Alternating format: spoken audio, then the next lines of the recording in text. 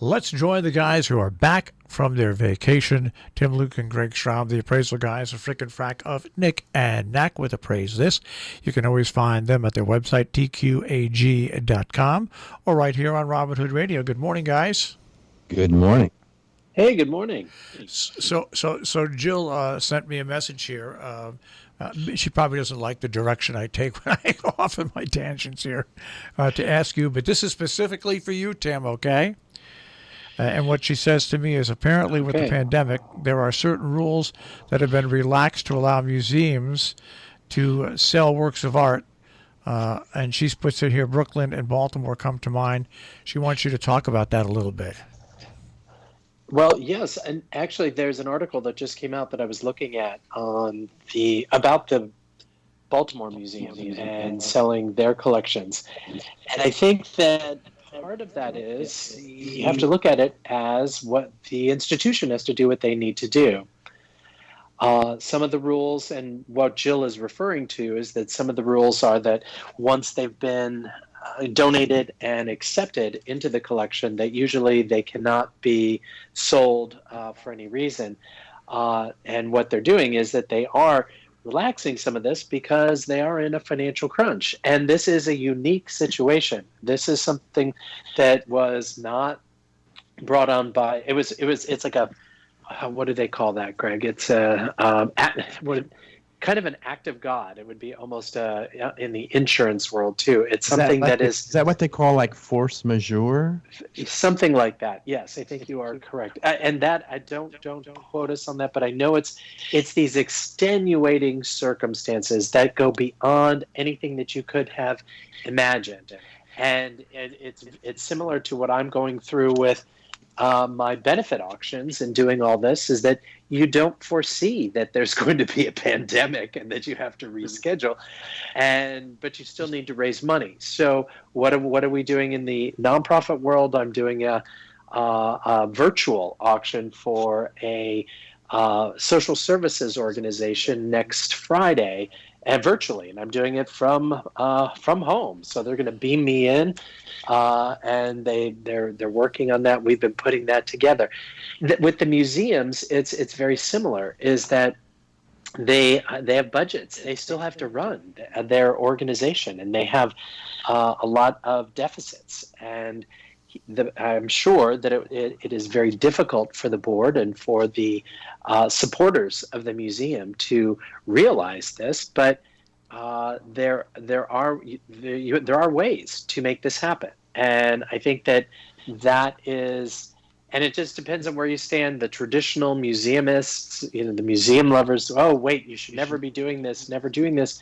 But then there's the other side, which I also understand, and we have a number of friends who are in the museum world that are just saying they're hurting and they do need support. So it's one of those things that it's not like they're doing a barn sale and they're selling everything.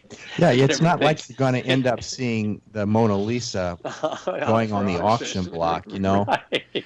Well, I think they're being selective and probably going through their collection and culling it and saying, what could we possibly that would be attractive and what could we do? And I think that it also just goes out to a lot of museums are trying to do virtual tours and showing things and going online and holding little workshops. I know several museums. I've attended a few virtually. And if there's any way that you can go out and support those museums, I think that it's very important to do at this time, because if it's easy to do social distancing, but also you're supporting this nonprofit. And, just like what we're doing is we try to support a lot of our local businesses that have just been really hit by not being able to get the traffic or the people coming in. So we've been, no surprise, we've been supporting our local wine shop instead of, doing what we can instead of buying like big box stores. Well, what's interesting with this DX, about 2 years ago, I think about 2017, the Berkshire Museum in Pittsfield planned to sell and like Norman Rockwell Rockwell, paintings and stuff like yes. that, and they wanted to raise $55 million. There was a lot of fighting back and forth. Finally, Sure. the state of Massachusetts got involved and let them do it. I think they raised between $40 and $50 million, and they changed the basic. They changed the basic layout of the museum to make it more of a family type museum, not just an art museum. But boy, I'll tell you what, there was a lot of consternation, not only throughout the Berkshires, but throughout the country when the Berkshire Museum decided to do this and they finally got the go ahead. And then they said, listen, this is the only way we can survive. Right. Well, I will tell you that when we, it's probably been 10 or so years back, we were on the collections committee for one of the local historic museums here. And everything depends on the what is the mission statement and what is the focus of the museum. Now, there are museums that have things in their art in their collections that might not necessarily fit their overall mission as to what they are going to display. And I think that would probably logically be the easiest and the first step in trying to deaccession something in a case like this pandemic. But I think where the problem, well, I got the dilemma, I should say, comes in is when you decide, someone on the board decides, well, we need to raise $25 million, so let's sell our most valuable pieces. And I think that has a lot to do with the decisions that are made and where a lot of the infighting comes in. Well, and also, if you remember, Greg, when we would go to, for the decade that we went up to Wheeling, West Virginia, to the Ogilvy, the Mansion Museum and the Glassworks Museum, and they have a very strict policy of what it is that they're looking for, what needs to go into the collection. They don't take anything in unless it belongs there. But that's been the regime for the last 10 years. Prior to that, and prior directors, prior boards, they may have things in the collection that they could look through and say, maybe we could cull some of this and go through it. And now is the time, now it's much more, I would say, palatable, because they're looking at, look, revenues are down. This is what's going on. People can't go out. We do need to raise these funds. And in order to maintain, and that's really, I think, what a number of museums are looking for, is how do we maintain our mission, our strategy, and stay afloat and keep our employees here and also maintain the collection? Because a lot of people think, well, if it's in the museum, it's being taken care of. But it costs an awful lot for the storage, for the heating, the air conditioning, the security of the building, the staffing, and the conservation, and all of that. Yes. So I just know that at this particular museum, when we got involved and we started going through the collection, they were trying to raise money to build a new museum, and the collection itself.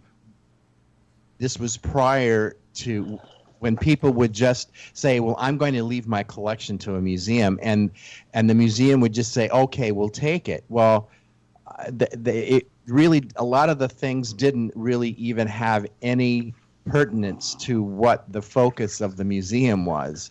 So when it came time to choose the, shall we say, the wheat from the chaff, it became a fight, because it's in a museum. I donated it to the museum. We want to see it. We want to see our stuff in the museum.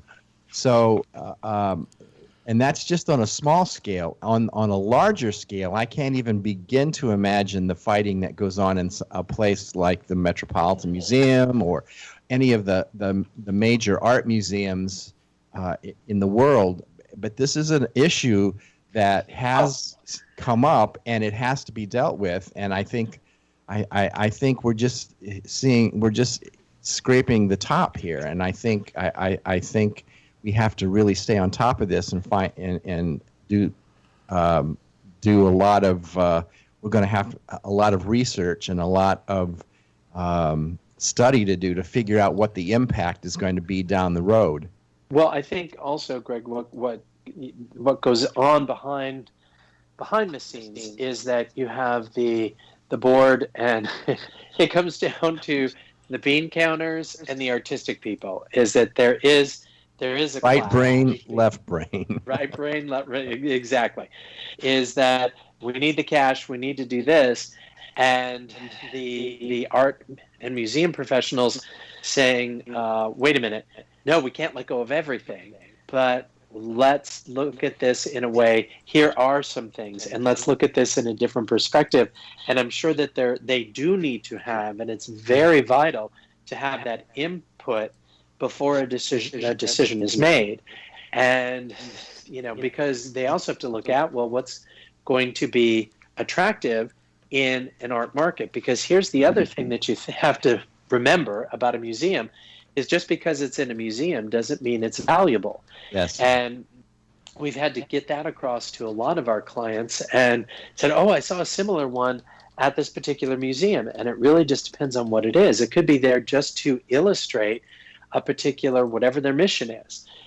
So there's a lot that goes into the decision of selling this, and a lot of angst and a lot of hand-wringing, I'm sure, from the museum staff and from the artistic staff, where the bean counters are like, okay, yeah, what is that going to? How much is this? And what could we expect? And here's what we need. And how do we turn this? Like the Berkshire Museum said, well, we're going to sell this, but we also need help.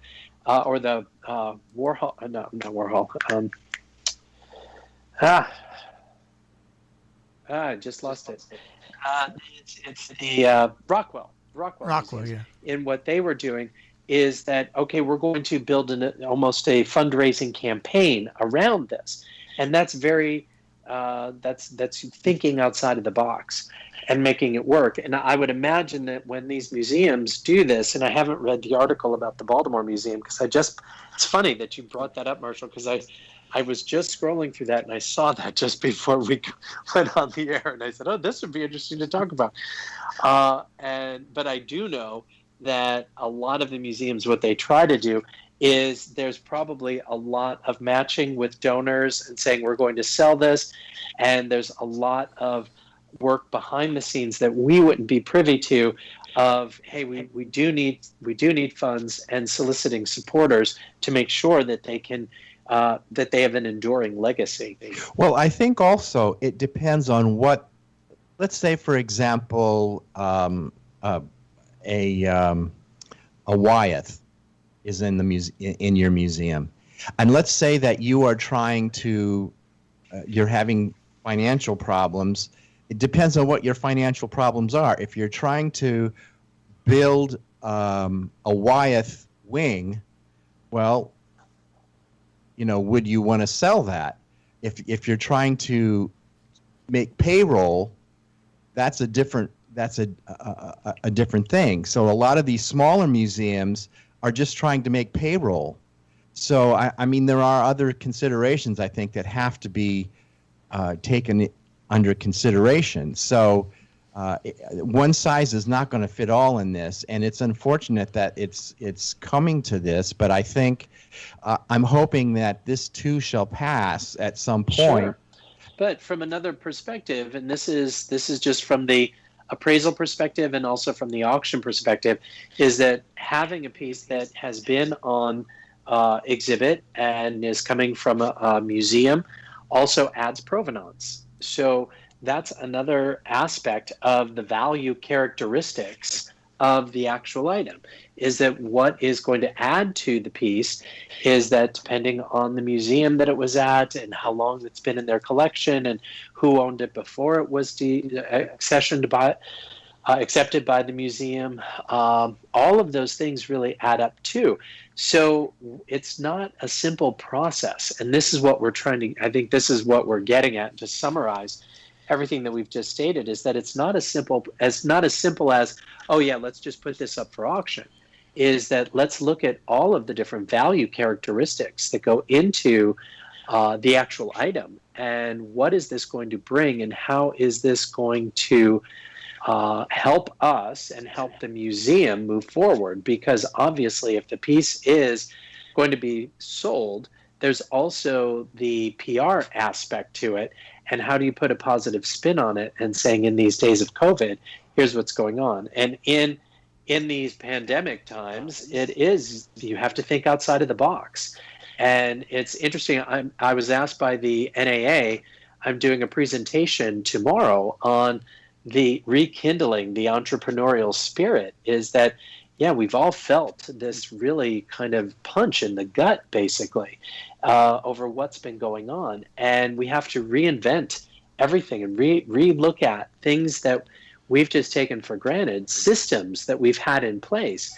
And now we have to think outside of the box. We have to think in a different way that will be able to sustain not only our business and continue to make money, but do it in a different way that's going to be safe and also innovative, that will draw the individuals that you need to your business. You know, it's interesting because we're talking about this in, like you said, in the pandemic sense of the word, but this Berkshire Museum thing happened almost 2.5 years. It started out 2.5, 3 years ago, and it took about 1.5 years to come to its conclusion. And like you said, it had all it had to do was about the survival of the museum, what the legal restrictions were with what they had in. It turned basically artist against artist, and sometimes museums against artists, artists against museums. It was really just an unbelievable tangled mess that I think, at least still even now, affects the image of the Berkshire Museum in Pittsfield. I mean, I'm not saying it affects it negatively all the time, but it definitely has affected the way the museum is looked at. No, definitely. Absolutely. Marshall, I agree. And even the what Greg was talking about, the Elliott Museum that we were working with when we were on the collections committee, prior to us being on the collections committee, when we moved down here 20 some odd years ago, they did a fire sale, basically. It was, and it was all fire memorabilia. That's pun intended. They had fire buckets, and they had all these different things because they felt that it didn't fit their part of the collection. And they did an auction in the parking lot. And Greg, do you remember that? We went to that auction. I do. We bought, I think, a fire bucket or something that we gave to my brother, who was a fireman at the time. But the local press, and it was the same thing, Marshall. The local press just said, "How dare they? Why would I give my stuff if they're going to just do this down the line?" And the museum, they're supposed to hold on to it forever, and it's this and that. But the museum was hurting. And it was a whole thing, and I think that it's still, there are some people that remember that. Yes, just as you were saying, Marshall, with the museum in Pittsfield, yeah, it's the same thing here. Every time someone brings that up, it's like picking a scab of a wound. It's still a very, very raw thing to a lot of people, because there were vintage cars that were sold that were donated by families. There were some of the fire trucks. Full-size fire truck. Which they should have held on to, because they do have a car collection. Yeah. So it just was, I don't think that they had a curator or someone from the museum staff also help pick and choose. I think there was a lot more to it, which we weren't privy to, and I don't know. That's just speculation. But in looking at it, I think there were things that could have probably stayed in the museum, but unfortunately were then sold. And of course, once they're sold, you can't get them back. Yeah, they did raise the money. They were able to keep the doors open. So there's a lot of pros and cons, and there's a lot of publicity not spin, but you do have to put a spin on it and say, here's why. And you have to let people know why it is, what's going on. A lot harder than right now. I think it's a very different climate. I think, especially as we're, 7 months into this pandemic, is that people are understanding businesses are hurting. They cannot survive. And we do have to look at things differently. We do have to change the rules a little bit and get a different perspective and say, how can we now survive? And if going through and selling one of those things is an answer, then we need to explore it and go through with it. You know how times have changed. When I was a kid in the summertime, my mother would take us. If my father was, like, one year, my father was out in Las Vegas. We went out there in the fall, okay.